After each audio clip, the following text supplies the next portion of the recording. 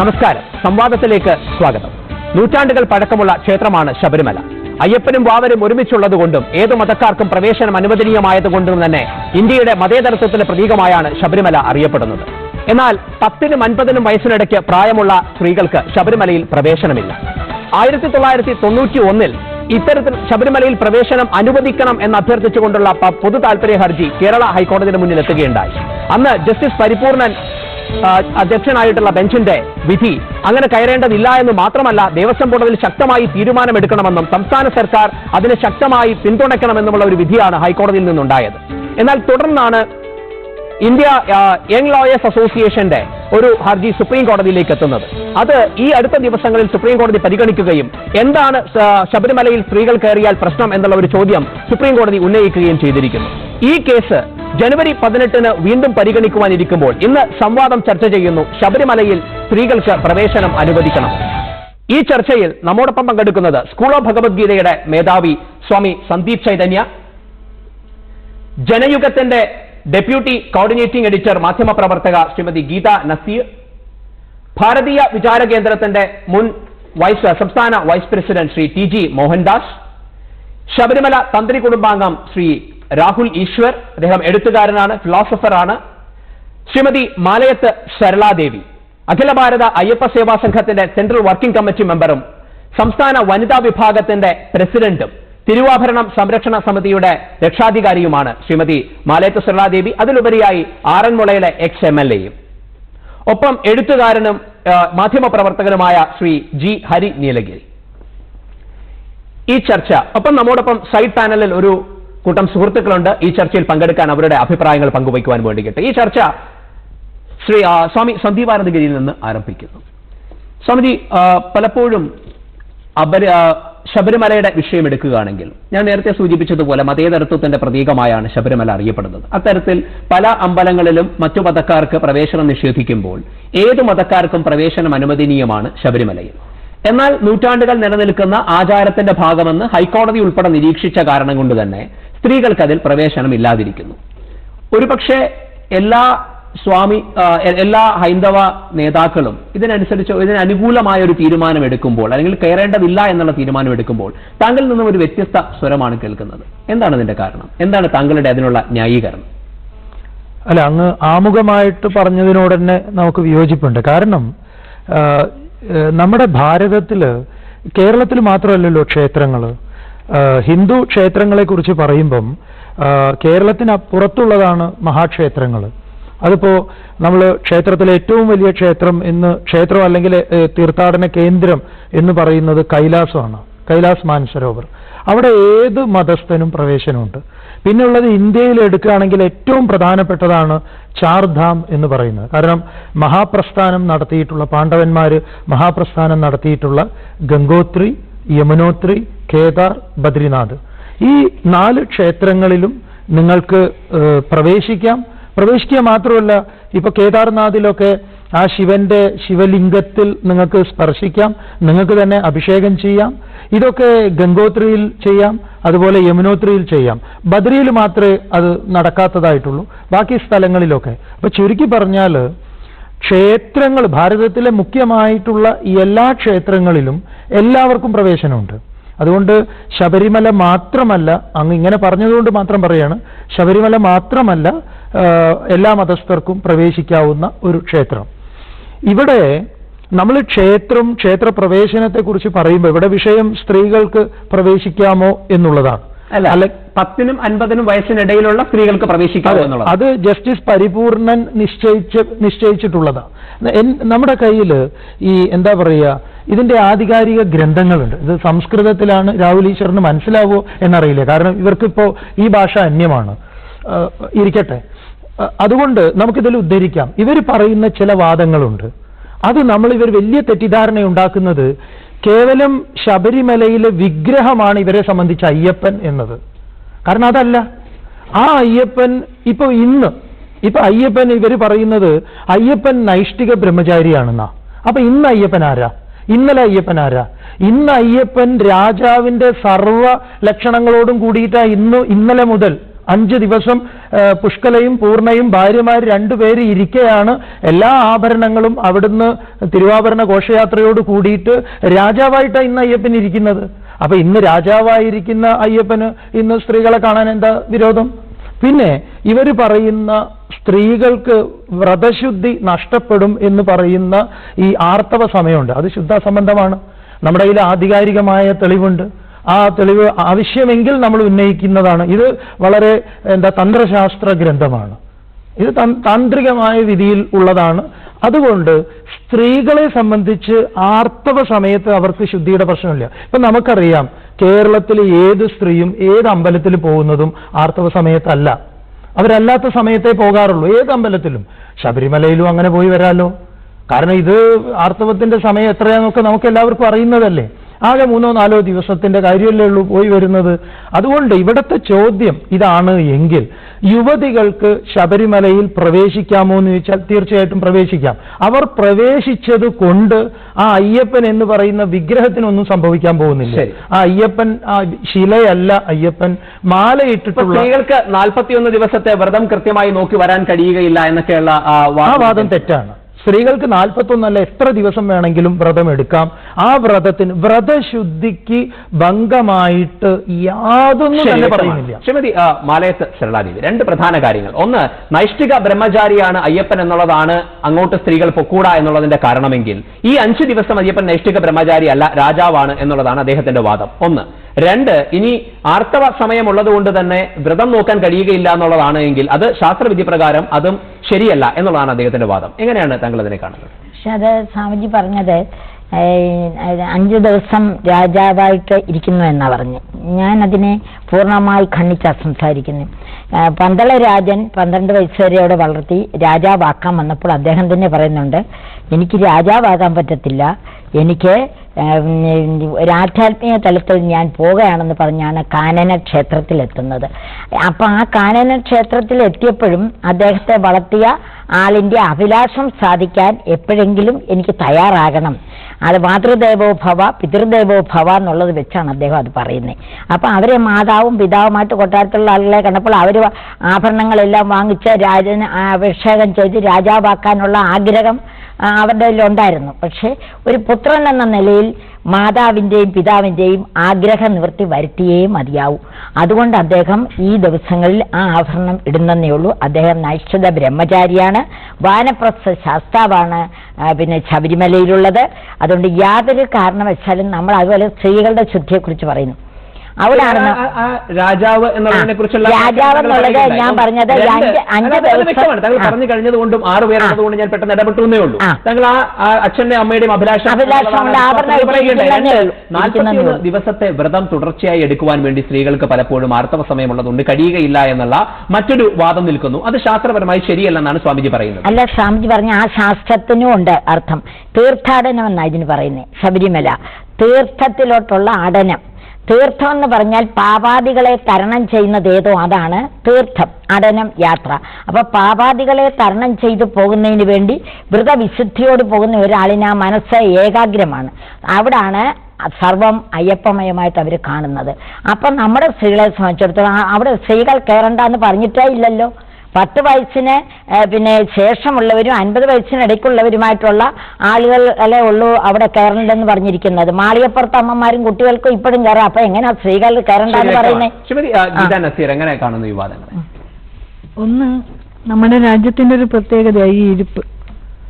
നമ്മൾ വ്യത്യസ്ത അഭിപ്രായമുള്ള എല്ലാവരും നിരന്നിരിക്കുകയാണ്. അപ്പൊ എല്ലാ കാര്യത്തിലും ഒരു വ്യത്യസ്ത അഭിപ്രായങ്ങളും ഉണ്ടാവും.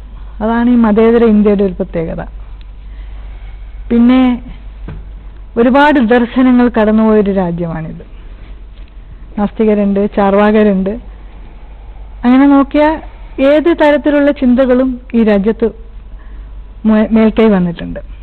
പക്ഷെ പല സന്ദർഭങ്ങളിലും നമ്മൾ എടുത്തു നോക്കിയാൽ ഈ പൗരോഹിത്യം എന്ന് പറയുന്നത്, മതങ്ങളെയൊന്നും കുറ്റപ്പെടുത്തുന്നില്ല, മതങ്ങൾക്ക് കുറെ നിയമങ്ങളും ആചാരങ്ങളും ഈ പറഞ്ഞ പോലെ അനുഷ്ഠാനങ്ങളൊക്കെ തീരുമാനിക്കുന്നത് മനുഷ്യരാണ്. ഈ തീരുമാനിക്കുന്ന മനുഷ്യർക്ക് ഒരു സ്വഭാവമുണ്ട്, അതൊന്ന് പുരുഷ കേന്ദ്രീകൃതമാവുമെന്ന്. ഇപ്പൊ സ്ത്രീക്ക് ഇങ്ങനെയൊക്കെ മതി, ഞങ്ങൾ പറയുന്ന സമയത്ത് സ്ത്രീകൾ കയറിയാൽ മതി, ഞങ്ങൾ പറയുന്ന സ്ഥലങ്ങളിൽ സ്ത്രീകൾ കയറിയാൽ മതി. അങ്ങനെയാണല്ലോ പറഞ്ഞത്. ഭർത്താവ് മരിച്ച ചിതയിൽ സ്ത്രീയോട് ചാടാൻ പറഞ്ഞില്ലേ? ചാടിയില്ലേ എത്രയോ കാലം സ്ത്രീകൾ? മാറി മറക്കരുതെന്ന് പറഞ്ഞില്ലേ ഞങ്ങളോട് എത്രയോ കാലം? ഇതൊക്കെ നമ്മുടെ പൗരോഹിത്യം പറഞ്ഞതാണ് ഞങ്ങളോട്. പക്ഷേ ഒരു മതേതര രാജ്യത്തിന്റെ പ്രത്യേകത കൊണ്ടാണ് പലപ്പോഴും ഇതൊക്കെ നടന്നു പോയിട്ടുള്ളത്. ഇതിനൊക്കെ ഭരണകൂടം ഒത്താശ ചെയ്തു കൊടുക്കുക.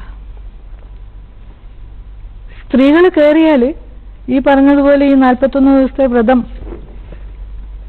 പുരുഷന്മാരെടുക്കുന്നെന്ന് പറയുന്നതിന് പുരോഹിതന് വിശ്വസിക്കാൻ പറ്റുന്നുണ്ട് അല്ലേ?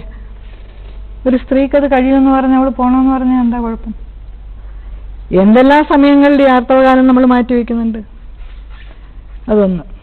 പിന്നെ വ്യക്തിപരമായും എൻ്റെ അഭിപ്രായം എന്ന് പറയുന്നത്, ശബരിമല അടക്കമുള്ള തീർത്ഥാടന കേന്ദ്രങ്ങളിലേക്കുള്ള ഈ ഒഴുക്ക്, ഇതൊന്ന് നമ്മൾ ഗൗരവമായി ആലോചിക്കണം. ശരി, തീർത്ഥാടനത്തിൽ ഒരു പോയിന്റ് കൂടെ, തീർത്ഥാടനം എന്ന് സെലക്ടർ പറഞ്ഞു. ഏത് നദിയിലാണ് നമ്മൾ തീർത്ഥത്തിന് വേണ്ടി മുങ്ങുന്നതെന്നും കൂടി നമ്മൾ ആലോചിക്കണം.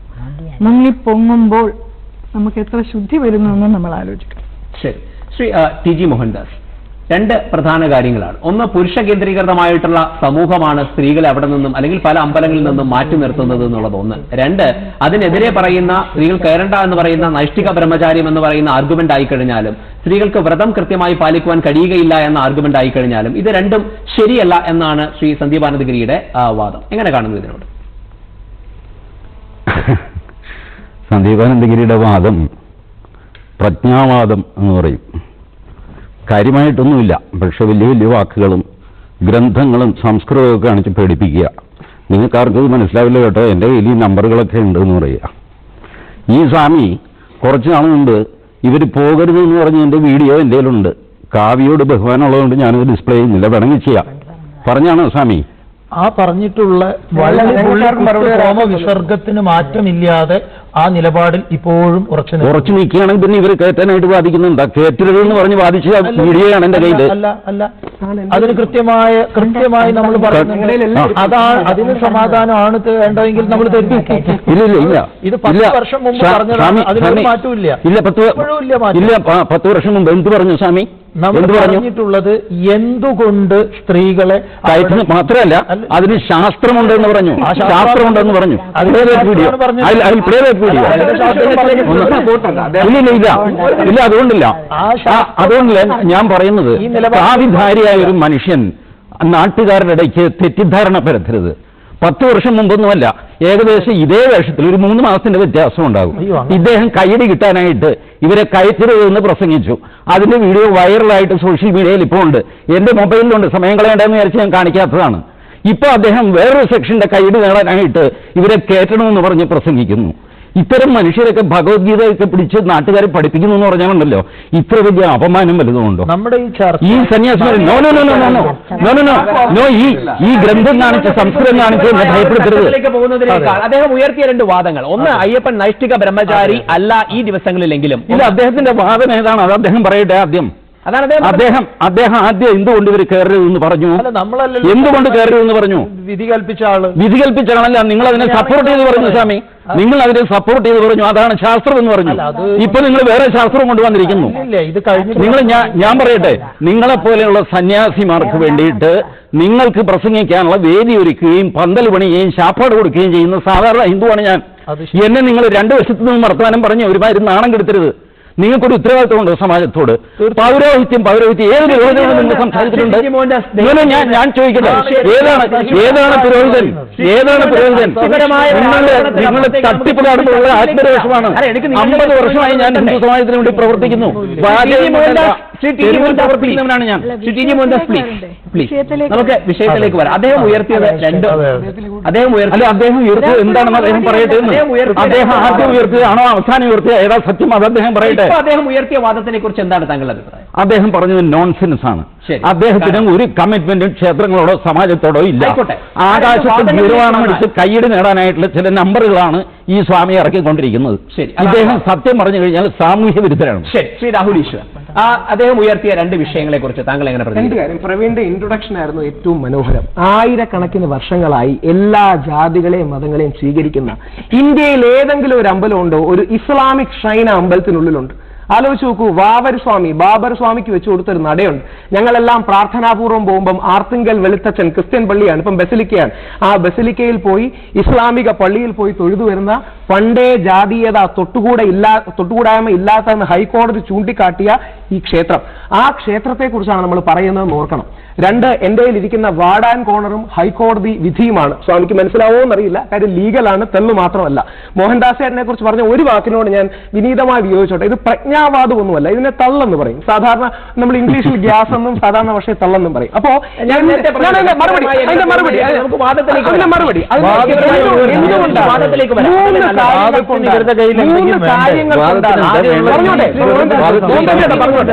മൂന്ന് കാര്യങ്ങൾ ഒരു കാര്യം പറയും. ഞാനൊരു കാര്യം അടിവരയിട്ട് പറയട്ടെ. സ്ത്രീകളെ ശബരിമലയിൽ കയറ്റണമെന്നുള്ള കൺസെൻസസ് ഉണ്ടാക്കാൻ കഴിഞ്ഞ 10 വർഷമായിട്ട് ശ്രമിച്ച് ഏകദേശം സക്സീഡ് ചെയ്തവനാണ് ഞാൻ. എന്റെ അഭിപ്രായം അത് തന്നെയാണ്. പക്ഷേ ഈ സ്വാമിയും ഈ ഗീതാ നസീറും പോലുള്ളവർ എന്റെ കഴുത്തിന് കുത്തിപ്പിടിച്ചിരിക്കുകയാണ് ഇവരുടെ ഈ പ്രജ്ഞാവാദം കൊണ്ട്, ഈ തട്ടിപ്പ് കൊണ്ട്. ഇന്നിപ്പോ ഞാൻ നാട്ടുകാരെ ഫേസ് ചെയ്യുമ്പോഴുണ്ടല്ലോ ഇവരുടെ വാക്കുകൾ എടുത്തിട്ട് എന്നോട് തിരിച്ചടിക്കുക നാട്ടുകാർ. ഇവരൊക്കെ എന്തെങ്കിലും പ്രശ്നം ഇവരെ ഡിഫെൻഡ് ചെയ്യാൻ എനിക്ക് സാധിക്കും. എന്തുകൊണ്ടാണ് ശബരിമലയിൽ യുവതികളെ കയറ്റാത്തത്? എന്താണ് അതിന്റെ തെളിവ്? അതാണല്ലോ ക്രക്സ്. ശബരിമല യുവതികളെ കയറ്റാത്തതിന് 3 കാരണങ്ങളാണ്. 1, നൈഷ്ഠിക ബ്രഹ്മചര്യ പ്രതിഷ്ഠ. 2, നൈഷ്ഠിക ബ്രഹ്മചര്യ പ്രതിഷ്ഠ. 3, നൈഷ്ഠിക ബ്രഹ്മചര്യ പ്രതിഷ്ഠ. തെളിവ് 1991 April 5 justice Marar Paripoornan bench നൂറ്റാണ്ടുകളായി നിന്ന ഈ ആചാരം ശരിയാണെന്നും മറ്റും വാദിച്ചു. അതിന്റെ തെളിവ് ബ്രിട്ടീഷുകാരുടെ ward and corner report page number 136, 137. എന്തെങ്കിലും എവിടെങ്കിലും എഴുതി വെച്ച ധർമ്മശാസ്ത്ര ഗ്രന്ഥങ്ങളും അവർക്ക് ഇഷ്ടമുള്ള വ്യാഖ്യാനമൊന്നുമല്ല. I'm talking constitution, I'm talking law. ഞാൻ ലീഗലി സംസാരിക്കുകയാണ്, ഏതെങ്കിലും ഒരു ഫിലോസഫറിന്റെ വാക്കുകളൊന്നുമല്ല. പരമോന്നത നീതിപീഠം പരിഗണിക്കേണ്ട ഇതൊന്നും വേണ്ട രീതിയിൽ നമുക്ക് കോടതി ഉണർത്താൻ കഴിഞ്ഞില്ല. അതാണ്. 2, പിന്നെ ഒരു പെട്ടെന്ന് തീർക്കാം. മുസ്ലിം സ്ത്രീകൾ ആദ്യം പള്ളിയിൽ കയറട്ടെ, ഇത് നമ്മുടെ വാദഗതി അല്ല. ക്രിസ്ത്യൻ സ്ത്രീകൾ ആദ്യം പള്ളിയിലച്ചന്മാരാവട്ടെ, ഇത് നമ്മുടെ വാദഗതി അല്ല. എന്റെ വാദഗതിയാണ്. അതായിക്കോട്ടെ, അത് ഞങ്ങൾക്ക് സട്ടിൽ വ്യത്യാസമുണ്ട്. ശബരിമലയുടെ യാത്രാ ബുദ്ധിമുട്ടുകൾ കാരണമാണെങ്കിൽ 10 വയസ്സിന് താഴെയുള്ള പെൺകുട്ടികൾക്കല്ലേ ബുദ്ധിമുട്ട്? 50 വയസ്സിന് മേലിലുള്ള സ്ത്രീകൾക്ക്. അവിടുത്തെ അദ്ദേഹം ഉയർത്തിയ ഒരു വാദത്തിലേക്ക് ഞാൻ തിരിച്ചു വരികയാണെങ്കിൽ, നൈഷ്ഠിക ബ്രഹ്മചര്യ പ്രതിഷ്ഠ എന്ന് പറയുമ്പോൾ യഥാർത്ഥത്തിൽ ഈ ദിവസങ്ങളിൽ അയ്യപ്പനെ നൈഷ്ഠിക ബ്രഹ്മചാരിയായി കാണാൻ കഴിയുകയില്ല എന്നുള്ളതാണ് അദ്ദേഹത്തിന്റെ വാദം. ഓരോ അമ്പലത്തിന്റെയും പ്രതിഷ്ഠാ സങ്കല്പങ്ങൾ ഒന്നാണ്. ഉദാഹരണം, കുളത്തൂപ്പുഴ ബാലനാണ്. വേറൊരു സ്ഥലത്ത് അയ്യപ്പനും ശാസ്താവും തമ്മിലുള്ള വ്യത്യാസം പോലും വരില്ല. ശാസ്താവാണ് ആദിമമൂർത്തി, ശാസ്താവിനാണ് പൂർണ്ണ പുഷ്കല 2 ഭാര്യമാർ. അയ്യപ്പനാണ് നൈഷ്ഠിക ബ്രഹ്മചാരി. ഈ 5 ദിവസങ്ങളിൽ അയ്യപ്പന്റെ രൂപങ്ങളിൽ മാറ്റം വരുന്നുണ്ട്. ഒരു മാറ്റമില്ല. വർഷം മുഴുവൻ നൈഷ്ഠിക ബ്രഹ്മചാരിയാണ്. ഒരു വരി കൂടെ, വർഷം മുഴുവൻ നൈഷ്ഠിക ബ്രഹ്മചാരിയാണെന്ന് മാത്രമല്ല, ഇതൊരു തീർത്ഥാടന കേന്ദ്രമാണ്. എല്ലാ ദിവസവും തുറക്കില്ല. മാസത്തിൽ 5 ദിവസം തീർത്ഥാടന കാലം. ഇതൊരു പിൽഗ്രിമേജ് ആണ് വിത്ത് certain rules and regulation. And every temple, എല്ലാ അമ്പലത്തിനും ഈ യുണീക് പ്രതിഷ്ഠാ സങ്കല്പങ്ങളും പ്രതിഷ്ഠാഭാവം, മൂലമന്ത്രം ഇതൊക്കെയുണ്ട്. ഇതാണ് ഞങ്ങളുടെ ആർഗ്യുമെന്റ്. ശരി, വ്യക്തമാണ്. എനിക്ക് രാഹുൽ ഈശ്വരന്റെ അടുത്ത് ഒരു സംശയം ചോദിക്കാനുള്ളത്, ഈ ബ്രഹ്മചര്യം അല്ലെങ്കിൽ ബ്രഹ്മചാരി എന്ന് പറയുന്ന പദത്തിന്റെ അർത്ഥം എന്താണ്? അതെ, മറുപടി പറയാം. 4ാം ചീഫ് ജസ്റ്റിസ് മുഖർജി ഈ വിധിയിൽ തന്നെ കൃത്യമായി കോട്ട് ചെയ്യുന്നുണ്ട്. കോടതിയുടെ ഭാഷയോ അല്ലെങ്കിൽ ചീഫ് ജസ്റ്റിസ് പറഞ്ഞ കാര്യങ്ങളോ നമ്മുടെ കാലാകാലങ്ങളായിട്ടുള്ള നമ്മുടെ പൗരാണിക സ്മൃതികളില് ബ്രഹ്മചാരി എന്ന പദത്തിന്റെ അർത്ഥം എന്താ? ബ്രഹ്മത്തിൽ ശരിക്കുന്നവൻ. അതല്ല, ഞാനൊരു മറുപടി ആരാണ് ബ്രഹ്മചാരി? താങ്കളുടെ ചോദ്യം, ഉത്തരം താങ്കൾ തന്നെ ബ്രഹ്മചാരി എന്ന് പറഞ്ഞാൽ സ്ത്രീ വിദ്യ.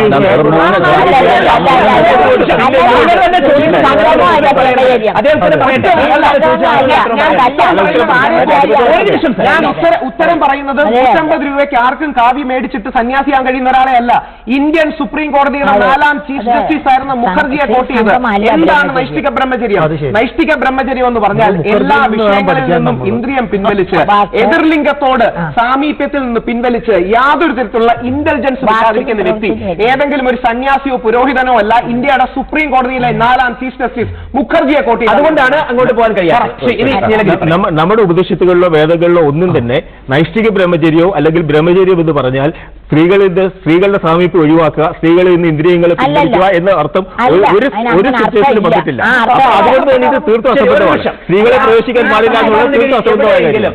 എവിടെയെങ്കിലും ബ്രഹ്മചാരിയാണെങ്കിൽ ആ എതിർലിംഗത്തിൽപ്പെടുന്നവരിൽ നിന്ന് മാറി നിൽക്കണമെന്ന് എവിടെയെങ്കിലും പറഞ്ഞില്ലല്ലോ.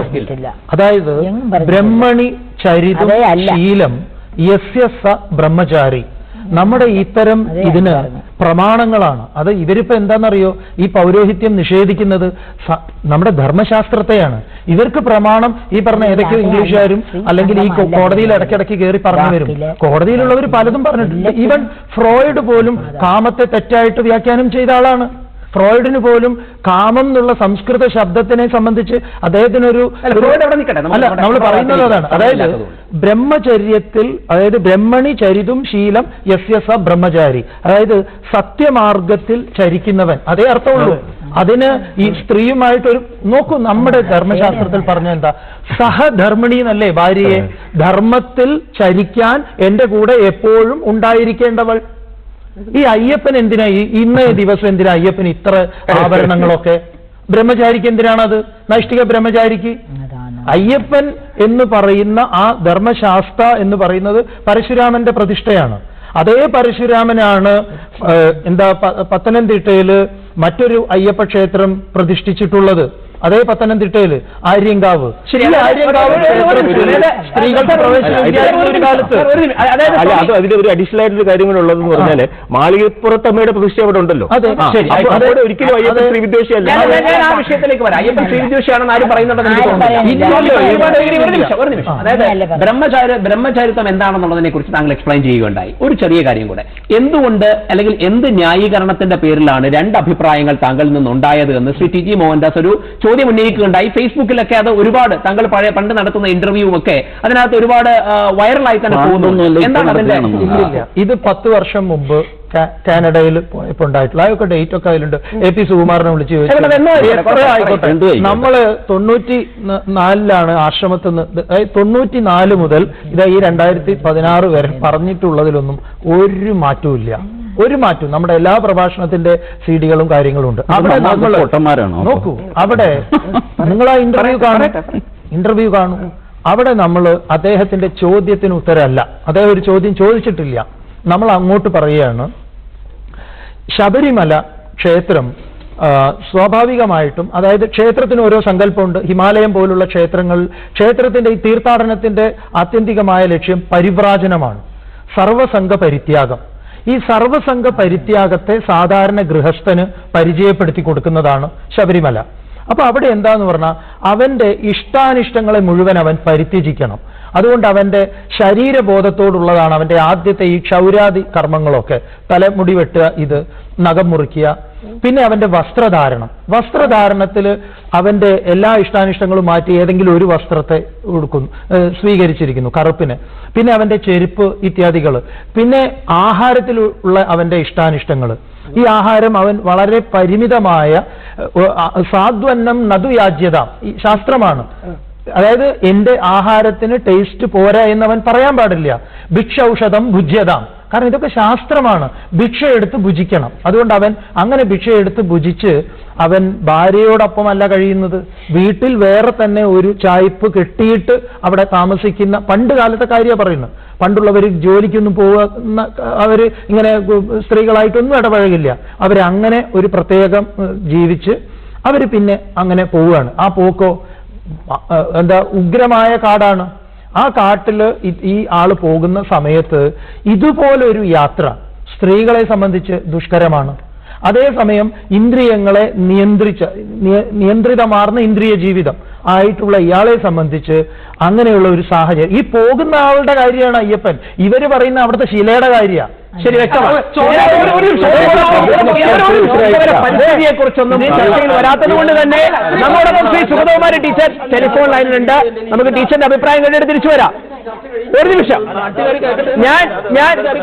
ഞാൻ ശ്രീ ടി ജി മോഹൻദാസിലേക്ക് അടുത്ത് വരും. ടി ജി മോഹൻദാസിലേക്ക് വരും, രാഹുൽ ഈശ്വറിലേക്ക് വരും. സുഗതകുമാരി ടീച്ചറിനോടൊന്ന് സംസാരിച്ചുകൊണ്ട് നമുക്ക് തിരിച്ചു വരാം.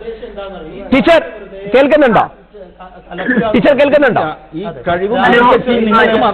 സർ, സ്വാമിജി ഒരു നിമിഷം. ശ്രീ ടി ജി മോഹൻദാസ് ഒരു നിമിഷം. ഞാൻ സുഗതകുമാരി ടീച്ചറിനോടൊന്ന് ഫോണിൽ സംസാരിച്ചോട്ടെ പ്ലീസ്. ടീച്ചർ കേൾക്കുന്നുണ്ടോ? കേൾക്കുന്നോ, പറയൂ. ടീച്ചർ, ശബരിമലയിൽ ഏത് കോടതി പറഞ്ഞു കഴിഞ്ഞാലും അഭിപ്രായപ്പെട്ടാലും സ്ത്രീകൾ കയറേണ്ട കാര്യമില്ല എന്നുള്ള ശക്തമായ ഒരു നിലപാട് ടീച്ചർ പറയുകയുണ്ടായി. എന്താണ് ടീച്ചർ അത്തരത്തിലൊരു നിലപാട് എടുത്തതിന്റെ കാരണം? ഞാൻ ഈ പറയുന്ന ആളുകൾ ആരും പറയുന്ന റീസൺ അല്ല അതിന് പറയുന്നത്.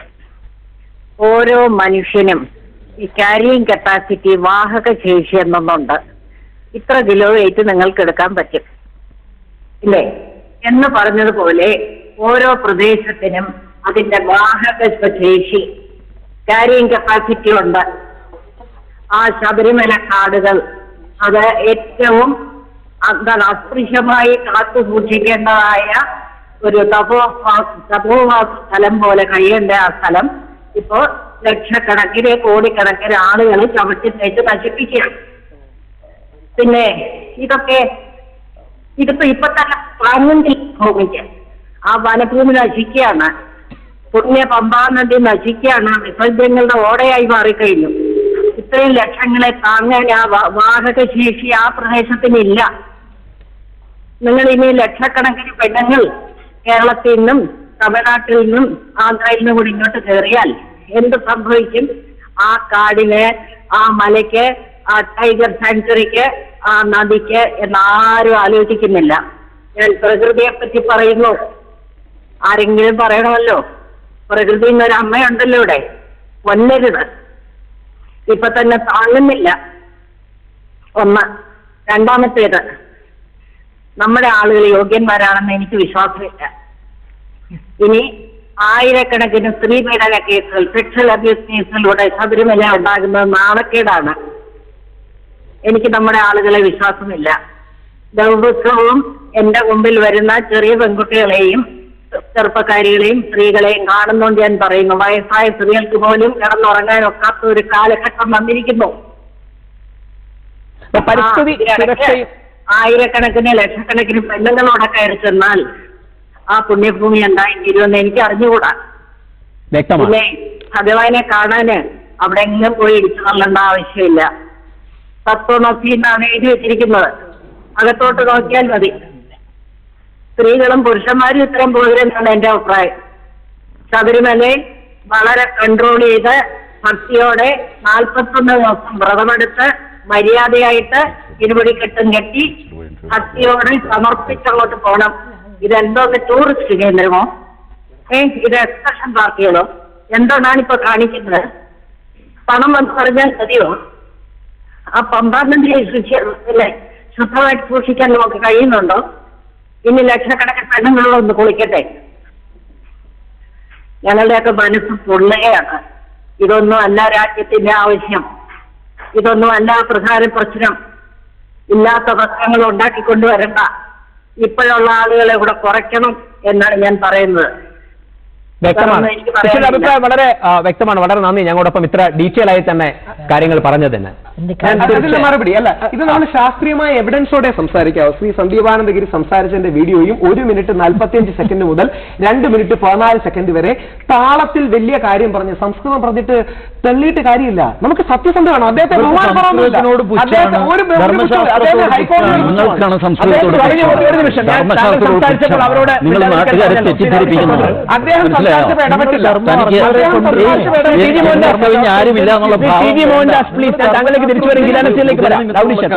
അഴിച്ചു വയ്ക്കുക. സമൂഹത്തിൽ വല്ല ബന്ധമുണ്ടോ?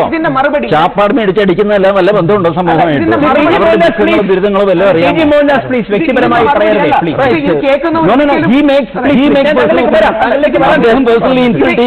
നിങ്ങൾക്കറിയില്ല, ഇവർക്കറിയില്ല, ഒന്നും അറിയില്ല. ഒരു സർവജ്ഞൻ ടി.ജി. മോഹൻദാസ് താങ്കളിലേക്ക് വരും, താങ്കളിലേക്ക് ഉറപ്പായിട്ടും സമയം വരും. ഏത് കാവ്യധാരിയെയും അതിബഹുമാനമാണ്. ഇന്നലെ ഇതേപോലൊരു ചാനൽ ചർച്ചയ്ക്ക് ഇരുന്ന് അദ്ദേഹത്തിന്റെ വാദഗതികളെ ഖണ്ഡിക്കുകയും അതിനുശേഷം അദ്ദേഹത്തിന്റെ കാല് തൊട്ടിട്ടാണ് വാദഗതി എന്താ? ഇത് സൗകര്യത്തിനനുസരിച്ച് കയ്യടിക്ക് വേണ്ടി മാറ്റാൻ ഇതൊന്ന് കേൾക്കുന്നു, ഇദ്ദേഹം പറയുന്നത് കേൾക്കും, ഇദ്ദേഹത്തിന്റെ ഡബിൾ സ്പീക്ക് ഒന്ന് സന്ദീപാനന്ദഗിരി എന്തോ പറയട്ടെ, വാദങ്ങളിലേക്ക് വരൂ പ്ലീസ്. അദ്ദേഹം അന്ന് പറഞ്ഞു ഇന്ന് കാര്യങ്ങളിലേക്ക് പോരുത്. ആ വാദഗതി എന്താണ്? വാദഗതി ഈ റിച്വൽസിന് നൂറ്റാണ്ടുകളായ ഒരു കാര്യം തുടരുന്നു എന്നതുകൊണ്ട് ശരിയാവണമെന്നില്ല. പക്ഷേ നൂറ്റാണ്ടായ ഒരു കാര്യം തുടരുന്നു എന്നുള്ളത് തെറ്റാവണമെന്നില്ല. നമുക്ക് അതിനൊരു റീസൺ വിധിയാണോ നമ്മൾ സംസാരിക്കുന്നത്? അതോ നമ്മുടെ വിഷയം, അതോ ഇവിടെ വേറെ വല്ലതും ഇളക്കി തീർക്കാനാണോ? അങ്ങനെയാണെങ്കിൽ ഈ വേദിയിൽ ഞങ്ങൾക്ക് താല്പര്യമില്ല. മാഡം അങ്ങനെ പറഞ്ഞു ടി.ജി. മോഹൻദാസ് ഞാൻ ഒരു കാര്യം പറയട്ടെ. സന്ദീപാനന്ദഗിരി അന്നും ഇന്നും എന്ത് പറഞ്ഞു എന്നുള്ളതോ അദ്ദേഹത്തിന്റെ അഭിപ്രായങ്ങൾക്ക് വേണ്ടി നമുക്ക് മറ്റൊരു ചർച്ച വെക്കാം. അതിനകത്ത് പ്രശ്നമുണ്ട്. അദ്ദേഹം പറ്റില്ല. നമുക്കിന് അരമണിക്കൂറുള്ള വ്യക്തിപരമായ വിഷയങ്ങൾ ചർച്ച ചെയ്യാൻ കഴിയില്ല. വാദങ്ങളിലേക്ക് വരും. എന്റെ വാദഗതി ഈ പുസ്തകവും ആയിക്കോട്ടെ. 6 പേരോട് ഞാനൊരു കാര്യം പറയട്ടെ. 6 പേരോട് ഒരു കാര്യം ഞാനൊന്ന് അഭ്യർത്ഥിച്ചോട്ടെ. ഒരു നിമിഷം. നിങ്ങൾ 6 പേരും ഒരേ സമയം സംസാരിച്ചാൽ ആർക്കും ഒന്നും കേൾക്കാൻ കഴിയില്ല. 1. 2, നിങ്ങൾക്ക് വ്യക്തിപരമായി അങ്ങോട്ടും ഇങ്ങോട്ടുമുള്ള കാര്യങ്ങൾ പറഞ്ഞു തീർക്കാൻ കഴിയുന്ന സമയം ഈ അരമണിക്കൂറോടെ ഉള്ളതിനകത്ത് ഇവിടെ നമുക്കില്ല. അതുകൊണ്ട് കാര്യങ്ങളിലേക്ക് വരൂ പ്ലീസ്.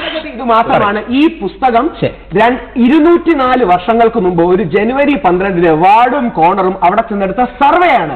ഇതിൽ അവർ സൂചിപ്പിക്കുന്നു 200 വർഷം മുമ്പ് അവിടെ കൊച്ചുകുട്ടികൾ ഉണ്ടായിരുന്നു, പ്രായമായ സ്ത്രീകൾ ഉണ്ടായിരുന്നു. അവരെങ്ങനെ യാത്ര ചെയ്ത് അവിടെ എത്തി? ബാത്റൂം ഫെസിലിറ്റീസ് കാരണമാണോ? യാത്ര ചെയ്യാനുള്ള ബുദ്ധിമുട്ട് കാരണമാണോ? അപ്പോൾ അതല്ല റീസൺ. ബ്രിട്ടീഷുകാർ എഴുതി വെച്ച മാന്യത നമ്മളോട് കാണിക്കുന്ന ഒറ്റ ചോദ്യം. ഒരു കാര്യം എന്ന് പറയുന്നത്, ഇപ്പോ 200 വർഷങ്ങൾക്ക് മുമ്പ് ഇത് നിലനിന്നിരുന്നു എന്നുള്ളത് കൊണ്ട് ഇത് ശരിയായി മാറുമോ? 1. 2, അദ്ദേഹം നേരത്തെ സൂചിപ്പിച്ച നൈഷ്ഠിക ബ്രഹ്മചാരി എന്ന് പറയുന്ന ഒരു സങ്കല്പത്തിൽ, ബ്രഹ്മചാരി എന്നൊരു സങ്കല്പത്തിൽ ഇത്തരമൊരു വ്യാഖ്യാനത്തിന്റെ ആവശ്യമില്ല. ഇതാണ് അദ്ദേഹത്തിന്റെ വാദം. ആ വാദത്തിനോട് എങ്ങനെ? ആ വാദത്തിന്റെ മറുപടിയാണ് സുപ്രീം കോടതിയിൽ മുമ്പ് വന്ന കേസുകളിലും സുപ്രീം കോടതി എന്ന ചീഫ് ജസ്റ്റിസും എന്താണ് നൈഷ്ഠിക ബ്രഹ്മചര്യം എന്ന് സുപ്രീം കോടതി ഞാൻ പറയട്ടെ. 1990 ചങ്ങനാശ്ശേരിക്കാരൻ ഒരു മഹേന്ദ്രൻ കേരള ഹൈക്കോടതിയിൽ ജസ്റ്റിസ് പരിപൂർണ ഒരു കത്തയക്കുന്നു.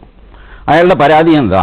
മലയാള മാസം 1-ാം തീയതി ക്ഷേത്രം തുറക്കുമ്പോൾ അവിടെ ചോറൂണ് ഇത്യാദി വഴിപാടുകളൊക്കെ നടക്കുന്നു, സ്ത്രീകൾ കയറുന്നു. അത് ശരിയല്ല, അതും തടയണം. ഇതായിരുന്നു അയാളുടെ പരാതി. ഈ പരാതി പരിശോധിച്ചിട്ടാണ് മലയാള മാസം 1-ാം തീയതി പോലും ഇവർ കയറണ്ട എന്ന് പറഞ്ഞ് കേരള ഹൈക്കോടതി തീർപ്പാക്കിയത്. ഇതിനർത്ഥം എന്താ? 1990 വരെ മലയാള മാസം 1-ാം തീയതി, അപ്പം 41 ദിവസത്തെ വ്രതമില്ല, താടി വളർത്തുന്നില്ല, ഈ പറഞ്ഞ ഒരു കാര്യമില്ല. അപ്പൊ അന്ന് മലയാള മാസം 1-ാം തീയതി കയറിക്കൊണ്ടിരുന്നു. 91-ൽ ഈ വിധി വന്നപ്പോൾ അതും കൂടെ നിലച്ചു. ഞാൻ നെഗോഷിയേറ്റ് ചെയ്തുകൊണ്ടിരുന്ന പോയിന്റ് ഹിന്ദു സമാജത്തിന്റെ നേതാക്കന്മാരോട്, even today I'm in touch with them. ഞാൻ പറഞ്ഞു അറ്റ്ലീസ്റ്റ് ശരി മണ്ഡലം മകരവിളക്ക് ഈ കാര്യത്തിൽ, കാരണം എന്റെ മുമ്പിൽ സമാജമാണ്, ധർമ്മശാസ്ത്ര ഗ്രന്ഥങ്ങളെല്ലാം ലൈബ്രറിയിൽ ഇരിക്കുക, സമാജമാണ് സഫർ ചെയ്യുന്നത്. അറ്റ്ലീസ്റ്റ് മലയാള മാസം 1-ാം തീയതി നമ്മുടെ അമ്മമാർക്കും പെങ്ങന്മാർക്കും അവിടെ കയറാനുള്ള സൗകര്യം ചെയ്തു കൊടുക്കണം. മണ്ഡലം മകരവിളക്ക് അവിടെ നിൽക്കട്ടെ, we will negotiate it later on. പക്ഷേ സ്വീപ്പിംഗ് ആയിട്ട് ഒരു സമുദായത്തെ അപമാനിച്ച് ഇവർക്കൊന്നും ഒരു ചുക്കും അറിയില്ല, എനിക്കെല്ലാം അറിയാം, സംസ്കൃതം അറിയാമോ എന്ന് സംശയമാണെന്ന് പറഞ്ഞ് തുടങ്ങിയ ആദ്യത്തെ പേഴ്സണൽ റിമാർക്ക് വരുന്നത് എന്താ ഞാൻ പറയാ, ശങ്കരാചാര്യ ജഡലി മുണ്ടി ലുഞ്ചിത കേശ കാഷായാംബര ബഹുഗത വേഷ എന്ന് ചിലരെ പറ്റി പറഞ്ഞിട്ടുണ്ട്. അപ്പോ അങ്ങനെയുള്ളവരുടെ ഔദ്ധത്യത്തിന് സമാജം കീഴടങ്ങില്ല. സമാജത്തെ സ്നേഹം കൊണ്ട് മാത്രമേ നാരായണഗുരു ചെയ്തെന്താ? നാരായണഗുരുവിന് വേദാന്തം അറിയാഞ്ഞിട്ടാണോ നാടികളെ ക്ഷേത്രങ്ങളെ സ്ഥാപിച്ചത്? ശങ്കരന് വേദാന്തം അറിയാമല്ലാഞ്ഞിട്ടായിരുന്നോ? ഇദ്ദേഹത്തിന്റെ അത്രയും വേദാന്തം അവർക്ക് അറിയില്ലായിരിക്കാം, പക്ഷെ കുറച്ച് അറിയാമായിരുന്നു. അല്ല, ഞാൻ പറയുന്നത് there was too much personal remarks on the society by him, not on me, on my society, the society which is feeding him, and he is thankless. That is what I am telling. അപ്പോ ഞാൻ ഇപ്പോഴും പറയുന്നത് ശബരിമലയിൽ സ്ത്രീകൾക്ക് പ്രവേശനം കൊടുക്കണം, but not through ബുൾഡോസിംഗ്. കോടതി ഇതിൽ ഇടപെടരുത്, കോടതിക്ക് ചുക്കും ചെയ്യാൻ പറ്റില്ല. 24 വർഷം മുമ്പ് 1992 ഡിസംബർ 6 സുപ്രീം കോടതി ഉണ്ടായിരുന്നു, പട്ടാളം ഉണ്ടായിരുന്നു, പോലീസ് ഉണ്ടായിരുന്നു. ഹിന്ദു സമൂഹം എങ്ങനെയാണ് പെരുമാറിയതെന്ന് ഓർമ്മ വേണം. ഒരു പരിധിയിൽ കവിഞ്ഞിങ്ങനെ ഞെക്കിക്കൊള്ളിക്കാൻ നോക്കിയാലുണ്ടല്ലോ ആരും കീഴൊന്നില്ല. ക്രിസ്ത്യാനികളുടെ പള്ളികളുടെ എണ്ണം എടുക്കാൻ പോലും ഇവിടെ സമ്മതിച്ചിട്ടില്ല. നമുക്കൊരു ഇടവേളയ്ക്ക് ശേഷം തിരിച്ചു വരാം ശ്രീമതി ഗീതാ നസീറിലേക്ക്. സംവാദത്തിലേക്ക് വീണ്ടും സ്വാഗതം. ശ്രീമതി ഗീതാ നസീർ, ഈ കേട്ട വാദങ്ങളോട് എങ്ങനെ പ്രതികരിക്കുന്നു? ഇപ്പൊ സത്യത്തിൽ ഈ ചർച്ച എന്തിനെ കുറിച്ചാണെന്നുള്ളൊരു ഭയമായിപ്പോയി. എനിക്കിവിടെ ഈ ഭയങ്കര ബഹളമല്ലേ. ഈ ഹിന്ദു മതത്തെ കുറിച്ചൊന്നുകൂടെ ചർച്ച ചെയ്യാനല്ല ഞങ്ങൾ വന്നത് സുപ്രീം കോടതി വിധിയിൽ സ്ത്രീയെ പ്രവേശിക്കണോ വേണ്ടയോ അത് നിരീക്ഷണം അനുസരിച്ചെന്നുള്ളത് ഇവിടെ ചർച്ച ചെയ്യുന്നത്. പക്ഷെ അത് ഹിന്ദുമത സ്ഥാപനത്തിലേക്കാണ് എന്നുള്ളതാണ് പ്രശ്നം, സർക്കാർ ഓഫീസിലേക്കല്ല എന്നുള്ളത്. ആയിക്കോട്ടെ, അതായിക്കോട്ടെ. ഹിന്ദുമത സ്ഥാപനത്തിലായാലും എവിടെയായാലും സർക്കാർ ഓഫീസിലും സ്ത്രീകളെ എങ്ങനെയാണ് പ്രവേശിക്കുന്നതെന്ന് നമുക്കറിയാം. രണ്ടും ഒരേ വിഷയം തന്നെയാണ്. പിന്നെ സുഗതകുമാരി ടീച്ചർ പറഞ്ഞ കാര്യത്തെക്കുറിച്ച് ടീച്ചറുടെ കൺസേൺ എനിക്ക് മനസ്സിലാവും. പരിസ്ഥിതി, പ്രകൃതി എല്ലാം സമ്മതിക്കുന്നു. പക്ഷേ ഈ സുപ്രീം കോടതി നിരീക്ഷണം ഒന്ന് നടപ്പിലാക്കിയ ശേഷം നമുക്ക് ഈ തീർത്ഥാടന കേന്ദ്രങ്ങളിലെ നിയന്ത്രണങ്ങളെ കുറിച്ച് ആലോചിക്കാം. ഇതൊന്ന് ഇംപ്ലിമെന്റ് ചെയ്യണം. ഇത് ഭരണഘടന അനുവദിക്കുന്ന ഒരു കാര്യമാണ്, അത് നിഷേധിക്കേണ്ട കാര്യമില്ല. എനിക്ക് മനസ്സിലാവുന്നില്ല ഈ ഭൂരിപക്ഷ ഹിന്ദു സമൂഹം എല്ലാം ഇങ്ങനെ ഇവരിവിടെ ഈ പ്രകടിപ്പിച്ച പോലെ ഒരു ഭയാശങ്കയിലാണെന്നൊന്നും എനിക്ക് അഭിപ്രായമില്ല. ഞാൻ വ്യക്തിപരമായി സംസാരിച്ചിട്ടുള്ളതും അറിഞ്ഞെടുത്തതുമായ കാര്യങ്ങളിൽ സ്ത്രീകൾ തയ്യാറാണ്. എവിടെയും ദൈവത്തിന്റെ അത്രമാത്രം അസ്വസ്ഥതയും എന്താ പറയേണ്ട ദാരിദ്ര്യവും എവിടെയെങ്കിലും ഒരു ആശ്രയത്തിന് മനുഷ്യൻ നടക്കുന്ന കാലമാണ്. അതുകൊണ്ടാണല്ലോ വിശ്വാസങ്ങൾ കൂടുന്നത്. അല്ലാതെ നമുക്കിപ്പം വിശക്കുന്നവന് ഒരു വിഗ്രഹത്തിന്റെയോ എന്തെങ്കിലും കൊടുത്താൽ പോരല്ലോ, അവന് ഭക്ഷണം തന്നെ അകത്ത് ചെല്ലണ്ടേ. അതുപോലെ തന്നെയാണ് അവനവന്റെ അവകാശങ്ങളും. ശരി മാഡം, ഞാനൊരു കാര്യം ചോദിച്ചോട്ടെ അവിടെ. ഒന്ന്, താങ്കളൊരു രാഷ്ട്രീയ പാർട്ടിയിൽ കൂടെ വിശ്വസിക്കുന്ന ഒരാളാണ്. ആ പാർട്ടിയുടേതായിട്ടുള്ള മാനിഫെസ്റ്റോ തയ്യാറാക്കുന്നതും പാർട്ടിയുടേതായിട്ടുള്ള തീരുമാനങ്ങൾ എടുക്കുന്നതും പാർട്ടി കമ്മിറ്റികൾ ചേർന്നുകൊണ്ടാണല്ലോ. ഒരു കോടതിക്കും പാർട്ടി ഇങ്ങനെ തീരുമാനിക്കണം എന്നുള്ള ഒരു തീരുമാനം എടുക്കാൻ കഴിയില്ല.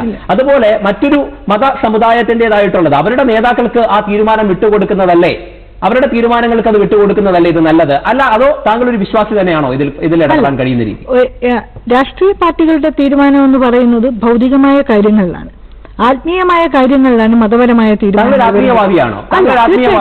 അപ്പൊ ആത്മീയമായ കാര്യങ്ങൾ അല്ല, ഒരിക്കലുമല്ല. ഈശ്വര വിശ്വാസിയാണ്? അല്ല, വിശ്വാസി. അപ്പൊ ഇത്തരത്തിലുള്ള കാര്യങ്ങളെ കുറിച്ച് ഈശ്വര വിശ്വാസികളോ ആത്മീയവാദികളോ അഭിപ്രായം പറയുന്നതും അല്ലെങ്കിൽ അവരത് വേണമെന്ന് വാദിക്കുന്നതല്ലേ കുറച്ചുകൂടെ നല്ലത്? എങ്ങനെ തോന്നുന്നു? അത് അത്തരം കാര്യങ്ങൾ അവരായിക്കോട്ടെ. ഇത് സ്ത്രീകളെ ബാധിക്കുന്ന സ്വാതന്ത്ര്യത്തിന്റെ കാര്യമാണ്. പക്ഷെ അതിന് ആത്മീയ സ്ഥാപനങ്ങളും മതസ്ഥാപനങ്ങളും പറഞ്ഞതെല്ലാം ഈ നാട്ടിൽ സ്ത്രീകൾ നടപ്പിലാക്കിയിട്ടുണ്ട്.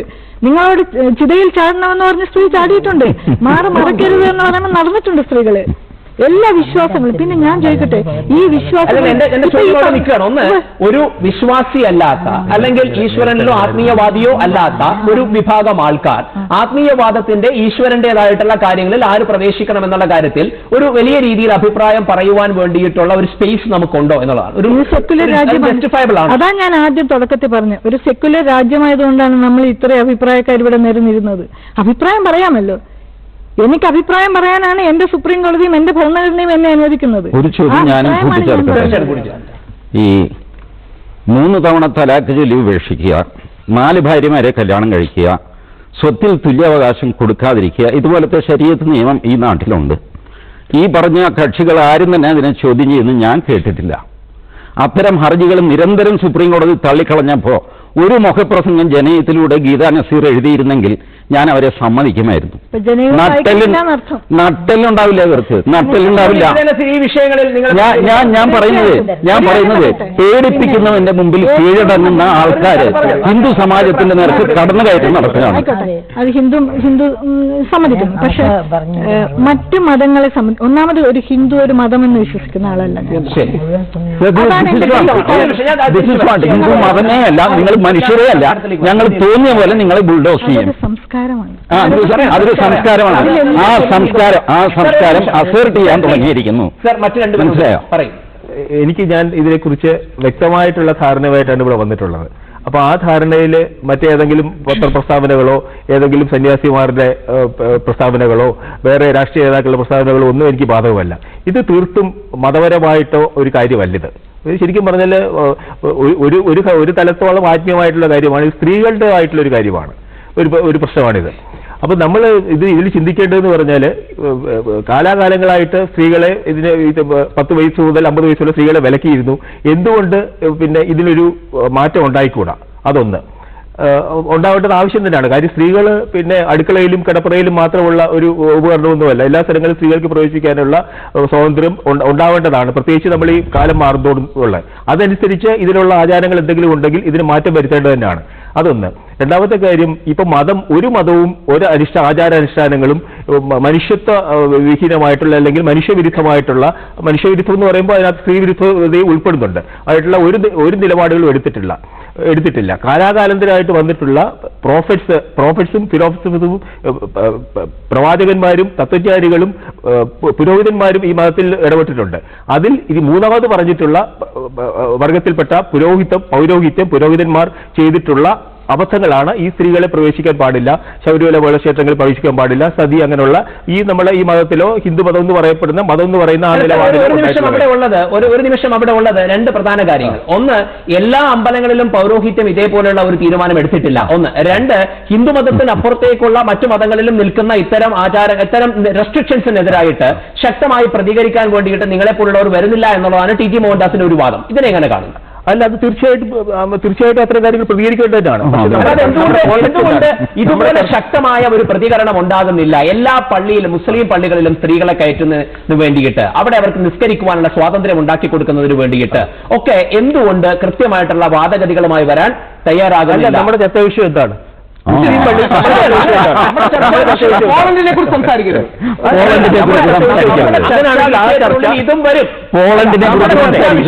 നമ്മുടെ മുഖ്യമായ ചർച്ചാ വിഷയം മുസ്ലിം പള്ളികളിൽ മുസ്ലിം സ്ത്രീകളെ കയറ്റുക വേണ്ട എന്നുള്ള കാര്യമല്ല നമ്മുടെ ചർച്ചാ വിഷയം. ശബരിമലയിൽ സ്ത്രീകളെ പ്രവേശിക്കാണെന്നുള്ള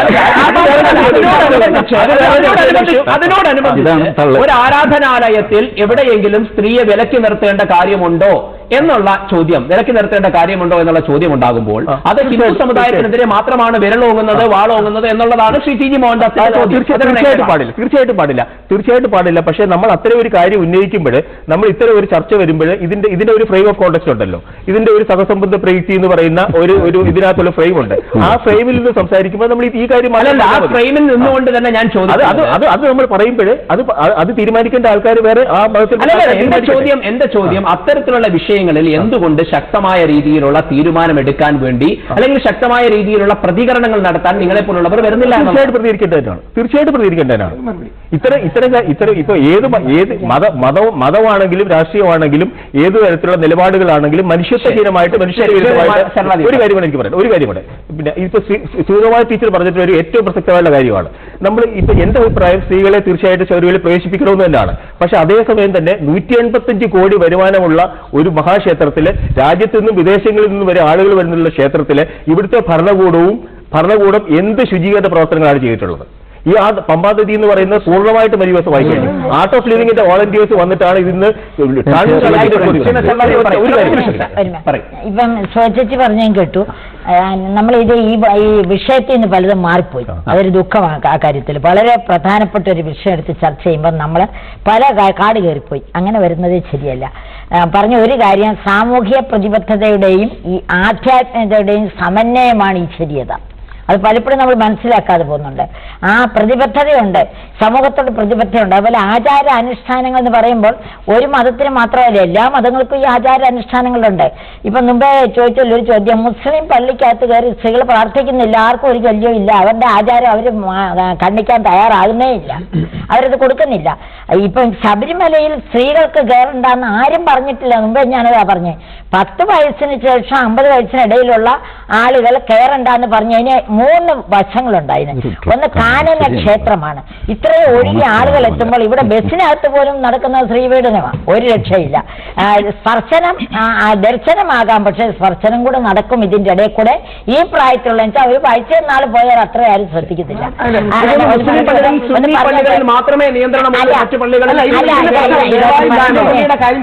അല്ല, അതല്ല. അപ്പൊ അങ്ങനെ വരുമ്പോൾ ഈ ശബരിമലയിൽ സ്ത്രീകൾ കയറണ്ടാക്കണ്ട എന്ന് പറഞ്ഞാണ് ഈ ബഹളം വെക്കുന്നത്. ഇന്ന് വരെ പറഞ്ഞിട്ടേ ഇല്ല. ഒരു പ്രത്യേക സമയത്ത് വ്രതവിശുദ്ധി തന്നെ വേണം, അശുദ്ധിയുള്ള സമയമൊന്നും അല്ലെന്ന് ഇപ്പൊ പറഞ്ഞു മുമ്പേ. എല്ലാവരും പറയുന്നത് ആ സമയത്ത് നമ്മൾ അങ്ങനെയാണെങ്കിൽ അമ്പലത്തിനകത്തും ഏതിനും പോകാൻ. ഒരു ചെറിയ ചോദ്യം കൂടെ, ഈ 10 to 50 നിശ്ചയിച്ചല്ലോ, ആ ജഡ്ജ്മെന്റ് എന്തെങ്കിലും ഉണ്ട്? അതിൽ എഴുതിയിരിക്കുന്നത് മെനാർക്കെ ടു മെനോപോസ്, അതാണ് 10 to 50 എന്ന് വിശദീകരിച്ചിരിക്കുന്നു. ഈ 10ാം വയസ്സിൽ സ്വിച്ച് ഇടുമ്പോൾ തുടങ്ങുകയും 50ാം വയസ്സിൽ സ്വിച്ച് ഇടുമ്പോൾ അവസാനിക്കുകയും ചെയ്യുന്ന പ്രക്രിയ അല്ലല്ലോ മെനാർക്കയും ഉത്തരത്തിലേക്ക് അപ്പൊ അതൊരു ശരിയായ കാൽക്കുലേഷൻ. മറുപടി പറയട്ടെ, എന്നോടാ ചോദിച്ചേ. അപ്പൊ അങ്ങനെയുള്ളൊരു സ്വിച്ച് ഇടുന്നല്ല പറഞ്ഞേ.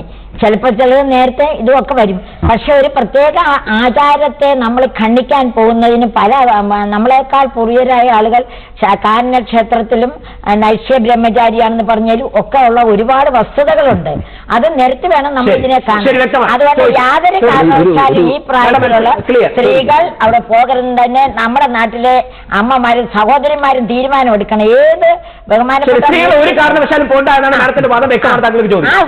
ആ പ്രായത്തിലുള്ള എന്റെ പേര് അമൽദേവ് എന്നാണ്. ഞാനൊരു സാധാരണ വ്യക്തിയുടെ നിരീക്ഷണത്തിൽ നിന്നാണ് പറയുന്നത്. ഇതെല്ലാം കേട്ടിട്ട് പറയുന്നതാണ്. ഇവരും സാധാരണ വ്യക്തികളാണ്, അങ്ങനെ കണ്ടാൽ മതി. അല്ലല്ല, അവര് ആചാര്യപദത്തിലാണല്ലോ നമ്മൾ വെച്ച് നോക്കുക. എന്നാലും ഞാൻ പറയാം,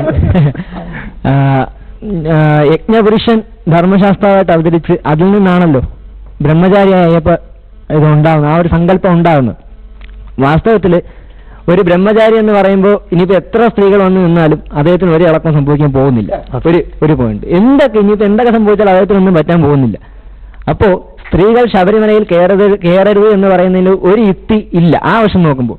പക്ഷേ ശരീരഘടനയും ആരോഗ്യ വസ്തുതയും നോക്കുമ്പോൾ സ്ത്രീകൾക്ക് പ്രവേശനം അനുവദിക്കാൻ നമുക്ക് കഴിയത്തില്ല.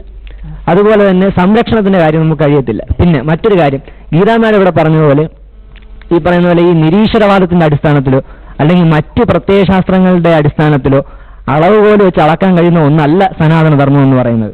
നമ്മളൊക്കെ ഇനി എങ്ങനെ തലവെത്തുന്നല്ല ആരും അളക്കാൻ പോകുന്നില്ല. പിന്നെ മറ്റൊരു കാര്യം, ഇനിയിപ്പോ സ്ത്രീകൾ ഇവിടെ പ്രവേശിച്ചില്ലെങ്കിലും ഇവിടെ ഗീതയുടെ കാര്യം പറഞ്ഞുകൊണ്ട് പറയുകയാണ്, മയാ തതമിതം സർവം ജഗതവ്യക്തമൂർത്തനാണ്. ഇന്ദ്രിയങ്ങളാൽ കാണാൻ കഴിയാത്തവനാണെങ്കിലും ഞാൻ സർവ്വവ്യാപിയാണ് എന്നാണ് പറയുന്നത്. വ്യക്തമാണ്. ഇതൊക്കെയാണ് താങ്കൾ വെറും സാധാരണക്കാരനാണെന്ന് ദയവായി തെറ്റിദ്ധരിക്കരുത്. കാട്ടിനകത്തുള്ളോണ്ടോ യാത്ര ചെയ്യാൻ ബുദ്ധിമുട്ടുണ്ടോ അല്ല. ശരീരഘടനയുടെ പ്രശ്നമാണെങ്കിൽ 50 വയസ്സിന് മേലുള്ള സ്ത്രീകൾ എങ്ങനെ പോകും? ശരി, അത് 10 വയസ്സിൽ പോകും. 2 അയ്യപ്പന്റെ ബ്രഹ്മചര്യം. നല്ല ചോദ്യം. സ്ത്രീകളുടെ ശബരിമല എന്നറിയപ്പെടുന്ന ക്ഷേത്രമാണ് ആറ്റുകാൽ. അവിടെ 30 ലക്ഷം സ്ത്രീകൾ പൊങ്കാലയിടുന്നു. ഒരു പുരുഷൻ പോലും പൊങ്കാലയിടുന്നില്ല. ഇത് പുരുഷ വിവേചനമാണോ? അല്ലെങ്കിൽ നമ്മുടെ ചക്കുളത്തുകാവിൽ നാരീ പൂജയുണ്ട്, അവിടെ സ്ത്രീകൾ മാത്രമേ പങ്കെടുക്കുന്നുള്ളൂ, പുരുഷന്മാർ പങ്കെടുക്കുന്നില്ല. ഇത് പുരുഷ വിവേചനമാണോ? അല്ലെങ്കിൽ നമ്മുടെ മണ്ണാർശാലയിൽ സ്ത്രീയാണ് അവിടുത്തെ പ്രീസ്റ്റ്. 2 പീരീഡ്സിനെ അപമാനിക്കുകയല്ല, സെലിബ്രേറ്റ് ചെയ്യുകയാണ്. ചെങ്ങന്നൂർ ദേവിയുടെ തൃപ്പൂത്ത് പീരീഡ്സ് ആകുന്നത് പരിശോധിക്കുന്നതും സെലിബ്രേറ്റ് ചെയ്യുന്നതും ശബരിമല തന്ത്രിയുടെ ഭാര്യയായ എന്റെ മുത്തശ്ശി കൂടിയായ ദേവകി അന്തർജനമാണ്.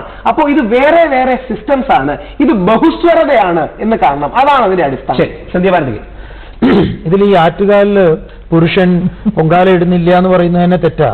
കാരണം ഈ 30 ലക്ഷം സ്ത്രീകളുടെ പൊങ്കാലയും പുരുഷനാൽ ഇടപെടുന്നതാണ്. കാരണം തന്ത്രി പുരുഷൻ അല്ല, അവിടുത്തെ മേൽശാന്തിയല്ലേ ഈ ചൂട്ട് കത്തിച്ച് കൊടുക്കുന്നതും പിന്നെ പകർന്നു പോണത്. അവിടെ പുണ്യാഹം തളിച്ച് അതിനെ എന്താ പറയാ പൊങ്കാല പ്രസാദം ആക്കുന്നതും പുരുഷനല്ല. രാഹുൽ ഈശ്വർ ഒരു മാന്യത കാണിക്കും കുറച്ച് സംസാരിക്കുന്ന സമയത്ത്. നമുക്ക് ആദ്യം ഇവിടെ ഇപ്പോഴും ഇവർ വ്യക്തമാക്കാത്ത ഒന്ന്, ആരാണ് ഈ ബ്രഹ്മചാരി എന്നുള്ളതാണ് നമ്മുടെ ചോദ്യം. അതാണ്, ഈ ശിലയെയാണോ ഇവർ ബ്രഹ്മചാരി എന്ന് പറയുന്നത്? ഇവർ ഇതുവരെ ഇത് പറയുന്നില്ലല്ലോ. അതുകൊണ്ട് നോക്കൂ, എല്ലാ ആചാരങ്ങളും അനുഷ്ഠാനങ്ങളും നമുക്ക് വേണ്ടിയിട്ടാണ്. നാം ആചാരത്തിനും അനുഷ്ഠാനത്തിനും വേണ്ടിയുള്ളവരല്ല എക്കാലത്തും. ഇപ്പൊ ശ്രീനാരായണ ഗുരുദേവൻ അരുവിപ്പുറം ശിവപ്രതിഷ്ഠ നടത്തുമ്പോൾ എന്തായിരുന്നു ഇവിടുത്തെ സ്ഥിതി? ഈ പൗരോഹിത്യം എന്താ പറഞ്ഞത്? ഏത് ചരിത്രം എടുത്ത് ഇവർക്കൊന്നും രാഹുൽ ഈശ്വർ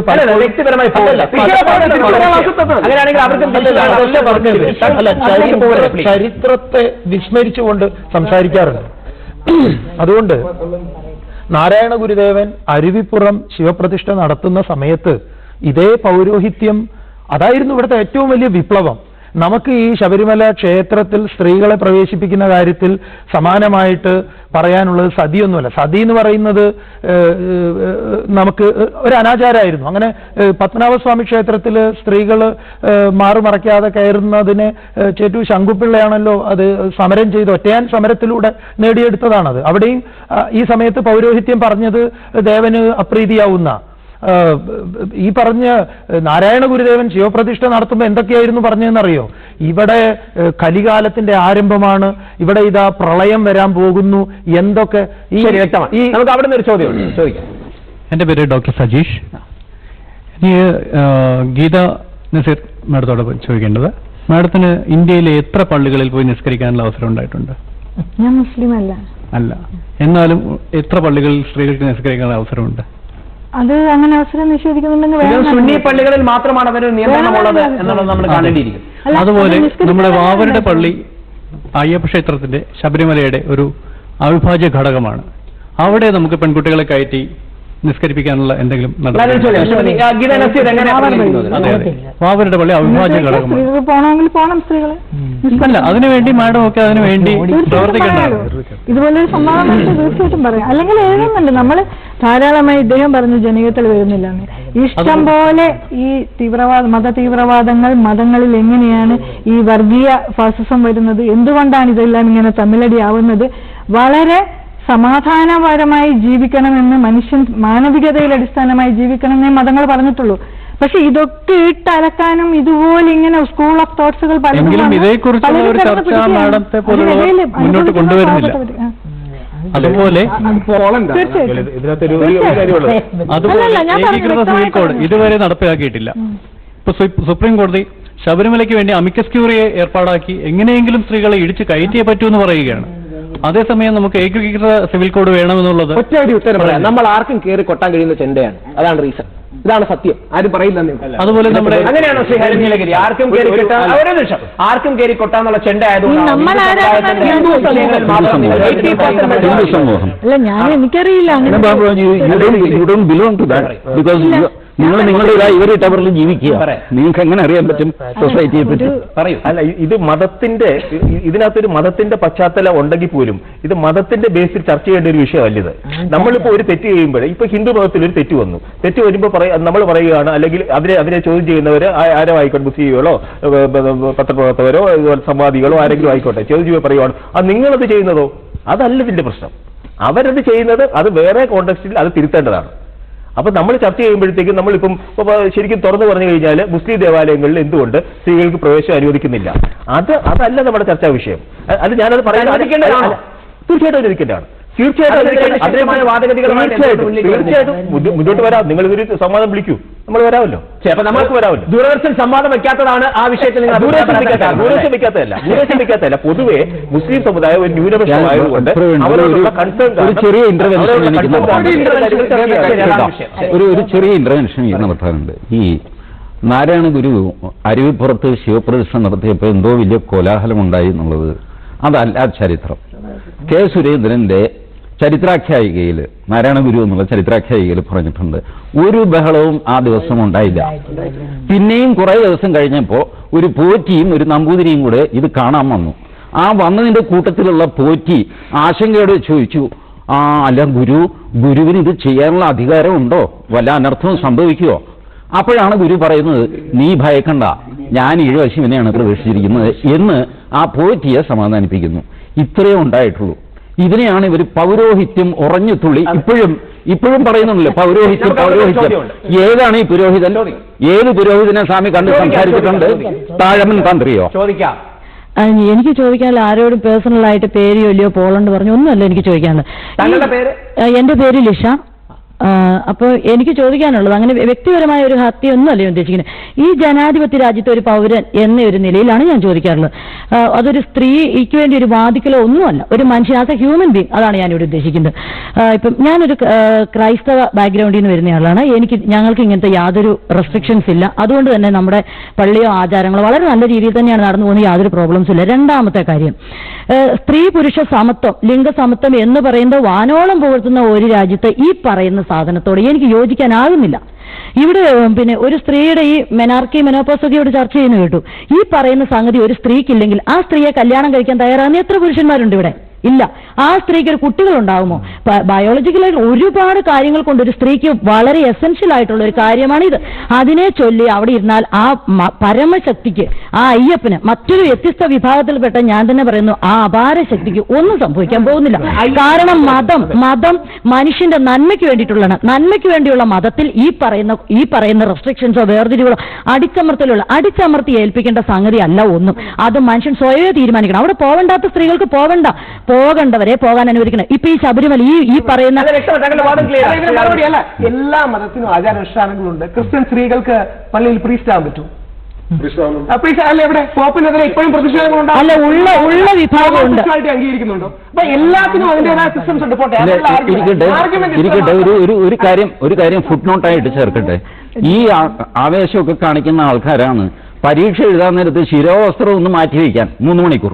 ഒയ്യോ എന്തായിരുന്നു കോലാഹലം.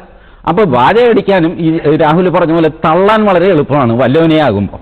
ഇനി ഒരു കാര്യം കൂടെ, ഇത് എന്റെ അഭിപ്രായം, ഞാൻ മോഹൻദാസിനും വിശാലാർത്ഥത്തിൽ യോജിപ്പാണ്. പക്ഷേ ഞാൻ മുമ്പോട്ട് വെക്കുന്ന അടിസ്ഥാനം ക്രിസ്ത്യൻ മുസ്ലിം വിശ്വാസികളെ വിശ്വാസത്തിലെടുത്തുകൊണ്ട് വിശ്വാസ സംരക്ഷണം എന്നുള്ള ആശയം മുമ്പോട്ട് വെച്ചുകൊണ്ട് ദൈവവിശ്വാസം വ്യത്യസ്ത രീതിയിലാണ് നമ്മൾ സെലിബ്രേറ്റ് ചെയ്യുന്നത്. ആ സെലിബ്രേറ്റ് ചെയ്യുന്ന വ്യത്യസ്തതകൾ ഉൾക്കൊണ്ട് മുമ്പോട്ട് പോകണം. അത് ഒരു മതത്തിനും എതിരായിട്ടൊരു ആർഗ്യുമെന്റ് അല്ല. പക്ഷേ ഓരോ വിശ്വാസവും സംരക്ഷിക്കപ്പെടണം. Unless it is gross violation. Gross violation ആണോ സുപ്രീം കോടതി തീരുമാനിച്ചോട്ടെ. ഒരു വരി കൂടി, തൊട്ടപ്പുറത്തുള്ള അയ്യപ്പക്ഷേത്രത്തിൽ പോവാം. ഇവരാരും അയ്യപ്പക്ഷേത്രത്തിൽ പോവില്ല. കാര്യം എന്താ? ചുമ്മാ ഒരു പിടിവാശിയാണ്. ആ പിടിവാശിക്ക് ലക്ഷക്കണക്കിന് രൂപ ചെലവാക്കേണ്ടി വരുന്ന ദേവസ്വം ബോർഡ് വിശ്വാസികളൊക്കെയാണ്. ഈ രീതിയിൽ അവർക്കൊരു PAയിൽ കൊടുത്താൽ മതി. പിന്നെ ഇത്തരത്തിലുള്ള വിശ്വസിക്കുന്ന അല്ലെങ്കിൽ വളരെ കടുത്ത വിശ്വാസികളായിട്ടുള്ള ആർക്കും ശബരിമലയിൽ പോകണമെന്ന് നിർബന്ധമില്ലെന്നും ഒരു വിഭാഗം നിരീശ്വരവാദികളുടെയോ അല്ലെങ്കിൽ ആത്മീയവാദികളല്ലാത്തവരുടെയോ മാത്രം നിർബന്ധമാണ് ഈ പറയുന്ന വാദം അംഗീകരിച്ചെടുക്കേണ്ടതും എന്നുള്ളതാണ് അദ്ദേഹത്തിന്റെ ഒരു വാദം. എങ്ങനെ കാണുന്നത്? സ്ത്രീകളെ പ്രവേശിപ്പിക്കണം എന്നുള്ള ആ നിലപാടിന് എനിക്കൊരു മാറ്റവും. സുപ്രീം കോടതിയുടെ ആ ഒരു നിരീക്ഷണത്തോട് ഞാൻ യോജിക്കുകയാണ്. അത് സംഭവിച്ചാൽ എന്ത് സംഭവിക്കുന്നുള്ളത് ഇവിടെ ഈ പറയുന്ന ആകുലതകളും ഈ പറയുന്ന ഒരു അമ്പലം അല്ലെങ്കിൽ ഒരു ആത്മീയത പലപ്പോഴും കുറെ സങ്കല്പങ്ങളിലും വിശ്വാസങ്ങളിലും ഒക്കെ നിൽക്കുന്നതാണ്. ശാസ്ത്രത്തിനും അപ്പുറത്തേക്ക് സാധാരണക്കാരനെ സംബന്ധിച്ചിടത്തോളം അത് കുറെ സങ്കല്പങ്ങളും വിശ്വാസങ്ങളും ഒക്കെയാണ്. അതിനെ തകർക്കുന്ന രീതിയിൽ കോടതിയെ പോലുള്ള ഒരു കോൺസ്റ്റിറ്റ്യൂഷണൽ സിസ്റ്റം ഇടപെടുന്നത് ശരിയാണ്? ഇതൊരു മതേതര രാജ്യം, പ്രത്യേകിച്ച് സ്ത്രീകളെ കുറിച്ച് മാത്രമല്ല, ഇവിടെ യുവതികൾക്കാണ് പ്രവേശനം നിഷേധിക്കുന്നത്. മതേതര രാജ്യമായതുകൊണ്ട് തീർച്ചയായിട്ടും ഒരു കോൺസ്റ്റിറ്റ്യൂഷണൽ റൈറ്റ് ഒരാൾക്ക് വേണമെന്ന് ആഗ്രഹിക്കുന്ന സ്ത്രീകളില്ല നമുക്ക് എങ്ങനെ പറയാൻ പറ്റും? ആരോടാണ് പറഞ്ഞിട്ടുള്ളത്? ഈ സ്ത്രീകളുടെ ആഗ്രഹങ്ങളും വിശ്വാസങ്ങളും മോഹങ്ങളും ഒക്കെ ഏതെങ്കിലും ഒരു മതം ഒറ്റയ്ക്ക്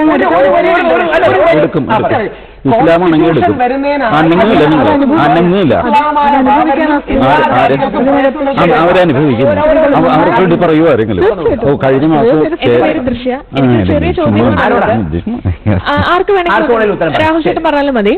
സ്ത്രീയും പുരുഷനും ദൈവത്തിന്റെ സൃഷ്ടിയാണ്. ആർത്തവത്തോടെയാണ് സ്ത്രീയെ അല്ല, പിന്നെ എന്തിനാണ് അതിന്റെ പേര് പറഞ്ഞ് സ്ത്രീയെ മാത്രം മാറ്റി നിർത്തുന്നത്? വിശ്വസിക്കുമെന്നറിയില്ല. മനഃപൂർവ്വം ഞങ്ങളുടെ ശത്രുക്കൾ ആർത്തവം എന്ന് പറഞ്ഞു വരുത്തുന്നത്. എവിടെയും പറയുന്നില്ല. അല്ല, എന്തിന്റെ പേരിലായാലും ഞങ്ങൾ അനിയത്തി ഓർത്തിരിക്കേണ്ട കാര്യമാണ്. വിശ്വസിക്കുമെന്നറിയില്ല. ആർത്തവം എന്നുള്ള കാര്യം ഞങ്ങൾ എവിടെയും പറയുന്നില്ല. എന്നാൽ എന്റെ ഒരു സംശയം ഇതാണ്, പിന്നെ എന്തിന്റെ പേരിലാണ് സ്ത്രീയെ മാറ്റി നിർത്തുന്നത്? ആർത്തവം എന്ന വാദഗതി പറയുന്നില്ല എന്ന് പലവട്ടം ഇതിന്റെ തുടക്കത്തിലും പറഞ്ഞു. പക്ഷേ നമ്മളെ ഈ കേസിൽ തോപ്പിക്കാൻ ആഗ്രഹിക്കുന്നവർ മനഃപൂർവ്വം പറഞ്ഞു വരുത്തുകയും മുമ്പിരുന്ന ദേവസ്വം ബോർഡ് ഉത്തരവാദിത്തത്തോടെ മനഃപൂർവ്വം എഴുതി കൊടുത്തതാണ്. ആർത്തവമല്ല പ്രശ്നം, കയറാനുള്ളതല്ല പ്രശ്നം, കയറാനുള്ള ബുദ്ധിമുട്ടല്ല പ്രശ്നം. 3, അവിടെ ഉണ്ടാകുന്നതിനുള്ള തള്ളോ അല്ലെങ്കിൽ സ്ത്രീകൾക്ക് ഉണ്ടാകുന്ന സുരക്ഷയുമല്ല പ്രശ്നം. ഞാൻ ആദ്യം 3 തവണ പറഞ്ഞതാ ഈ നൈഷ്ഠിക ബ്രഹ്മചര്യ നൈഷ്ഠിക ബ്രഹ്മചാരിയായിരിക്കുന്ന അയ്യപ്പൻ അല്ലെങ്കിൽ നൈഷ്ഠിക ബ്രഹ്മചാരിയായിരിക്കുന്ന ഏതൊരു സങ്കല്പത്തിലേക്കും മറ്റ് ലിംഗത്തിൽപ്പെടുന്ന ഒരാൾ പോകാൻ പാടില്ല എന്ന് ഈ മതത്തിന്റെ ഏത് ഗ്രന്ഥത്തിൽ പറഞ്ഞു? അതാണ് ഇത്. ധർമ്മശാസ്ത്രങ്ങളും ഗ്രന്ഥവുമല്ല, ഇത് വൈദികമല്ല, താന്ത്രികമായ ഹൈക്കോടതി എന്തായാലും താന്ത്രികമായിട്ടുള്ള ഒരു സംവിധാനമല്ല. ഏത് താന്ത്രിക സംവിധാനത്തിൽ ഇത് പറഞ്ഞു? താന്ത്രിക സംവിധാനമല്ലാത്ത ഹൈക്കോടതി പോലും ഇത് താന്ത്രിക സംവിധാനമാണെന്ന് സൂചിപ്പിക്കും. താന്ത്രിക സംവിധാനത്തിന്റെ ഏത് ഭാഗം? താന്ത്രിക സംവിധാനം എന്ന് പറഞ്ഞാൽ തന്ത്രി എന്നൊരു വ്യക്തി പ്രാണപ്രതിഷ്ഠ നടത്തുമ്പോൾ ആ പ്രാണപ്രതിഷ്ഠയ്ക്ക് സങ്കല്പങ്ങളാണ് ഈ പൊസിഷൻ. ഉദാഹരണം പറയാം. അല്ല, ഇപ്പം കണ്ടല്ലോ ആരാണ് മാന്യതയെല്ലാം സംസാരിക്കുന്നത്? പറഞ്ഞത് പത്മനാഭസ്വാമി ക്ഷേത്രത്തിൽ ശ്രീ പത്മനാഭസ്വാമിക്ക് സ്വത്ത് ഹോൾഡ് ചെയ്യാം. എങ്ങനെ ഹോൾഡ് ചെയ്യാം? പേരൻ പെട്രീഷ്യ ലോ. ഇവർ ഈ ധർമ്മശാസ്ത്രങ്ങൾ എന്ന് പറഞ്ഞ് തെള്ളുന്ന കാര്യം മനുഷ്യനുണ്ടാക്കിയ നിയമമാണെന്ന് 100% മനുഷ്യനല്ലേ.